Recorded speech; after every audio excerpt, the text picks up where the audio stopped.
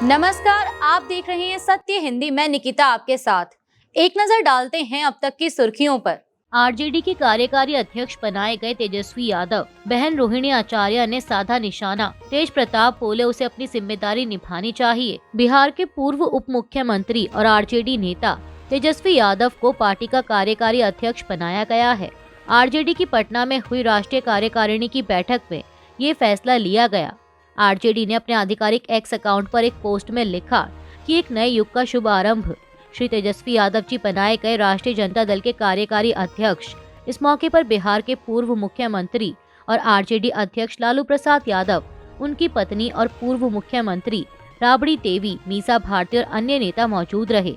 तेजस्वी यादव को पार्टी का कार्यकारी अध्यक्ष बनाए जाने की घोषणा के बाद परिवार छोड़ने का ऐलान कर चुकी लालू यादव की बेटी रोहिणी आचार्य ने एक्स पर एक पोस्ट किया।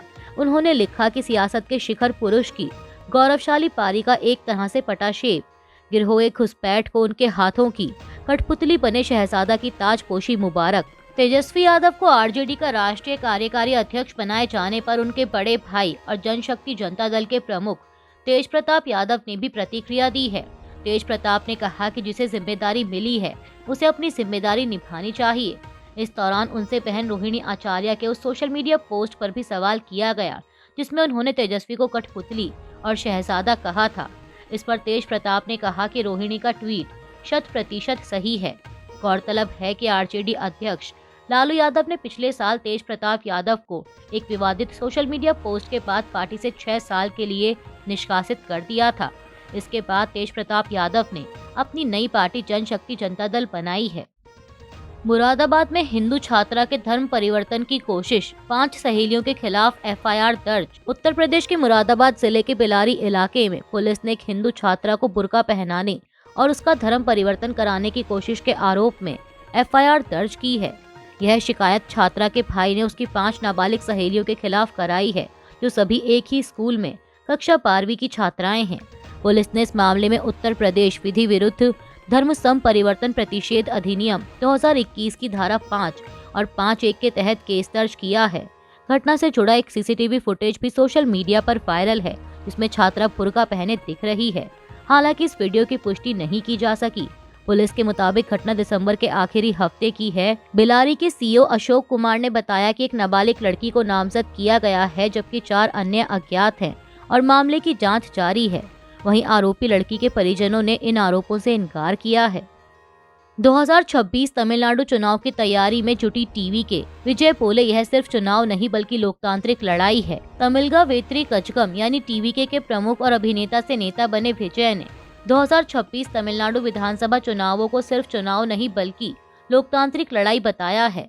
रविवार को मामल्लापुरम में एक पार्टी कार्यक्रम में उन्होंने सत्तारूढ़ डीएमके और विपक्षी एआईएडीएमके पर बीजेपी के सामने आत्मसमर्पण करने का आरोप लगाया और कहा कि उनकी पार्टी किसी दबाव में नहीं झुकेगी। विजय ने दावा किया कि सिर्फ टीवीके में ही डीएमके और एआईएडीएमके दोनों से लड़ने की ताकत है। उन्होंने पार्टी का चुनाव चिन्ह सीटी भी लॉन्च किया, जिसे चुनाव आयोग ने मंजूरी दी है। टीवीके इस बार विधानसभा चुनाव में पहली बार उतर रही है। तमिलनाडु में इस साल के पहले 6 महीने में चुनाव होने हैं, हालांकि अभी तारीखों का ऐलान नहीं हुआ। विजय ने कार्यकर्ताओं से एकजुट रहकर चुनाव को लोकतांत्रिक युद्ध की तरह लड़ने की अपील की। यहाँ हिंदी के लिए कोई जगह न थी, न है, न रहेगी। CM Stalin. भाषा शहीद दिवस पर फिर भड़की हिंदी पर बहस। तमिलनाडु के मुख्यमंत्री एमके स्टालिन ने एक नए बयान से राज्य में हिंदी को लेकर एक बार फिर बहस तेज कर दी है। रविवार को चेन्नई में डीएमके ने भाषा शहीद दिवस मनाया, जहां स्टालिन ने हिंदी विरोधी आंदोलन में जान गंवाने वालों को श्रद्धांजलि दी। उन्होंने सोशल मीडिया पर लिखा, न तब, न अब और न ही कभी यहाँ हिंदी को जगह मिलेगी। स्टालिन ने आरोप लगाया कि केंद्र सरकार तमिलनाडु पर हिंदी थोपने की कोशिश कर रही है और डीएमके इसका लगातार विरोध करेगी। उन्होंने आंदोलन के इतिहास से जुड़ा एक वीडियो भी साझा किया, जिसमें 1965 के आंदोलन और अन्नादुरई व करुणानिधि जैसे नेताओं का जिक्र है। तमिलनाडु आज भी तमिल और अंग्रेजी वाला 2 भाषा फॉर्मूला मानता है। यह विवाद राष्ट्रीय शिक्षा नीति 2020 के बाद फिर उभरा, जिसे राज्य ने लागू नहीं किया। डीएमके का आरोप है कि केंद्र इसके जरिए हिंदी थोपने की कोशिश कर रहा है। वहीं केंद्रीय मंत्री धर्मेंद्र प्रधान ने कहा है कि इस मुद्दे पर राज्य सरकार राजनीति कर रही है और नीति में हिंदी थोपने की बात नहीं है। अमेरिकी हमले के डर से खामेनेई अंडरग्राउंड शेल्टर में, रिपोर्ट। अमेरिकी बेड़ा क्षेत्र की ओर बढ़ रहा। ईरान इंटरनेशनल की एक रिपोर्ट के मुताबिक संभावित अमेरिकी हमले के खतरे को देखते हुए ईरान के supreme leader ayatollah Ali Khamenei Tehran में एक मजबूत अंडरग्राउंड शेल्टर में चले गए हैं। बताया गया है कि अब उनके बेटे मसूद खामेनेई रोजमर्रा के कामकाज और सरकार से संपर्क की जिम्मेदारी संभाल रहे हैं। यह घटनाक्रम अमेरिका और ईरान में बढ़ते तनाव के बीच सामने आया है, जब अमेरिकी राष्ट्रपति ट्रंप ने मध्य पूर्व की ओर नौसैनिक बेड़ा भेजने की चेतावनी दी है। एक अमेरिकी अधिकारी के अनुसार यूएस से अब्राहम लिंकन समेत कई युद्धपोत इस इलाके की ओर बढ़ रहे हैं और अतिरिक्त वायु रक्षा सिस्टम भी तैनात किए जा रहे हैं। जवाब में ईरान के रेवोल्यूशनरी गार्ड ने कड़ा बयान देते हुए कहा कि किसी भी हमले का सख्त जवाब दिया जाएगा। इस बीच देश के अंदर जारी विरोध प्रदर्शनों में हजारों लोगों के मारे जाने और बड़ी संख्या में गिरफ्तारियों की रिपोर्ट है। सरकारी बैंकों में 27 जनवरी को देशव्यापी हड़ताल, हफ्ते में 5 दिन काम करने की मांग तेज। देश भर के सार्वजनिक क्षेत्र के बैंकों में 27 जनवरी 2026 को हड़ताल होने की संभावना है, जिससे बैंकिंग सेवाएं प्रभावित हो सकती हैं। यह हड़ताल United forum of bank unions यानी यूएफपीयू ने 5 दिवसीय कार्य सप्ताह की मांग को लेकर बुलाई है। यूएफपीयू का कहना है कि मार्च 2024 में आईबीए के साथ हुए वेतन समझौते में सभी शनिवार छुट्टी पर सहमति बनी थी, लेकिन इसे अब तक लागू नहीं किया गया। अभी बैंक हर महीने दूसरे और चौथे शनिवार को ही बंद रहते हैं। यूनियन ने कहा कि कर्मचारी सोमवार से शुक्रवार रोज 40 मिनट अतिरिक्त काम करने को तैयार हैं। सुलह बैठकों के बाद भी कोई समाधान नहीं निकला। 25 जनवरी रविवार और 26 जनवरी गणतंत्र दिवस होने से बैंक 3 दिन बंद रहेंगे। SBI, PNB, bank of Baroda जैसे बैंक प्रभावित होंगे, जबकि निजी बैंक खुले रह सकते हैं। यह हड़ताल सार्वजनिक क्षेत्र के लगभग 8 लाख बैंक वर्कर्स और अधिकारियों को प्रभावित कर सकती है। यूएफपीयू ने मांग की है कि सरकार और आईबीए उनकी जायज मांग पर जल्द से जल्द सकारात्मक कदम उठाएं। मुगलों को सिलेबस से हटाना बकवास, इतिहासकार रोमिला थापर इतिहास को टुकड़ों में नहीं पढ़ा सकते। जानी मानी इतिहासकार रोमिला थापर ने कहा है कि इतिहास एक लगातार चलने वाली प्रक्रिया है और इसे टुकड़ों में नहीं पढ़ाया जा सकता। केरल लिटरेचर फेस्टिवल यानी केएलएफ 2026 के 9वें संस्करण में ऑनलाइन बोलते हुए उन्होंने मुगलों जैसे पूरे राजवंशों को सिलेबस से हटाने की प्रथा को बकवास बताया। थापर ने कहा कि किसी एक दौर या राजवंश को हटाने से इतिहास की निरंतरता टूट जाती है। रिपोर्ट्स के मुताबिक एनसीईआरटी ने 2025-26 सत्र के लिए कक्षा 7 की किताब से दिल्ली सल्तनत और मुगलों के अध्याय हटा दिए हैं और अब प्राचीन राजवंशों पर फोकस किया गया है। 94 साल की थापर ने सोशल मीडिया पर फैल रहे लोकप्रिय इतिहास पर भी चिंता जताई और लोगों से पेशेवर इतिहासकारों पर भरोसा करने की अपील की।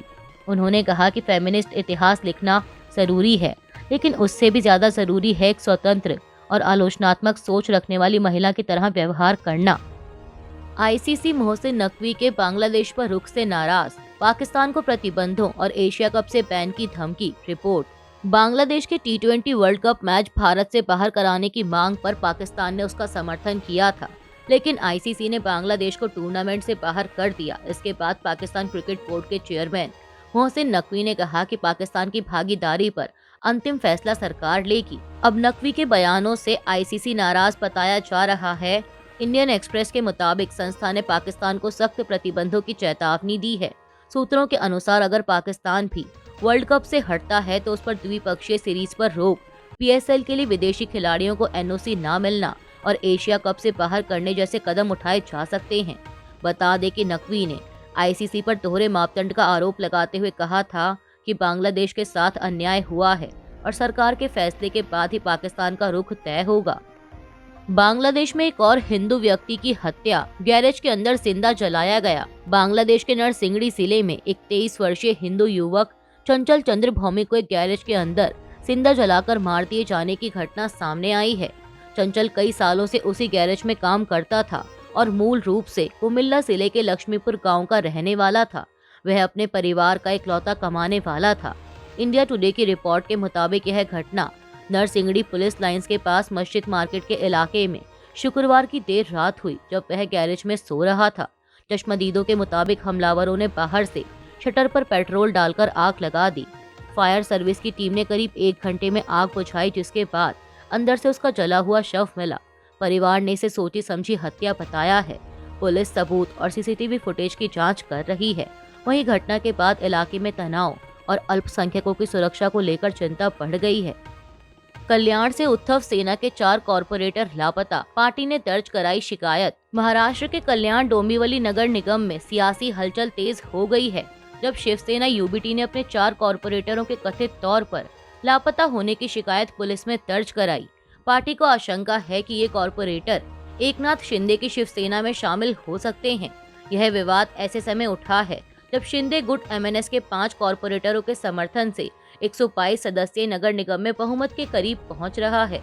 फिलहाल शिंदे गुट के पास 53 और बीजेपी के पास 50 कॉरपोरेटर हैं। शिवसेना यूबीटी के 11 कॉरपोरेटरों में से 4 से संपर्क नहीं हो पा रहा। सांसद संजय राउत ने उन्हें गद्दार बताया है। संजय राउत ने कहा कि हमने पुलिस में शिकायत दर्ज कराई है क्योंकि हमारे कॉरपोरेटर लापता हैं। हम कल्याण में पोस्टर लगाएंगे। वे हमारे चुनाव चिन्ह पर चुने गए थे। वे गद्दार हैं और अपनी जीत के 24 घंटे बाद ही उन्होंने दूसरा रास्ता चुन लिया।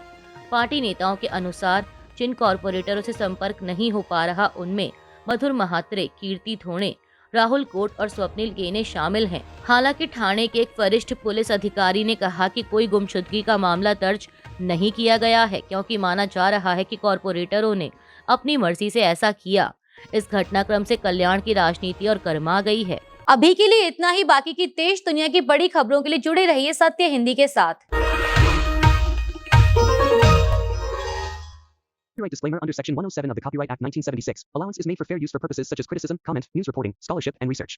Fair use is a use permitted by copyright statute that might otherwise be infringing.